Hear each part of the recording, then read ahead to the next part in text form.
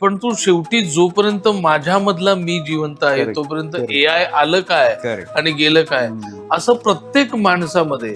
आता तो कॅमेरा तिथे एआय वाला जर बसवला आणि त्याने ते कॅमेरा लावला आणि त्याने अँगल फिट करून दिला, पण ह्याच्या डोळ्यांना, ह्याच्या हृदयाला, ह्याच्या जगण्यातून आज सकाळी तो उठला असेल तेव्हा थोडीशी सर्दी वाटली असेल बरोबर. किंवा चहा पिताना बायको काहीतरी बोलली असेल आणि म्हणाली असेल आज संध्याकाळी रात्री जेवायला जाऊया, त्या अँगल लावण्यामध्ये हे सगळं आहे.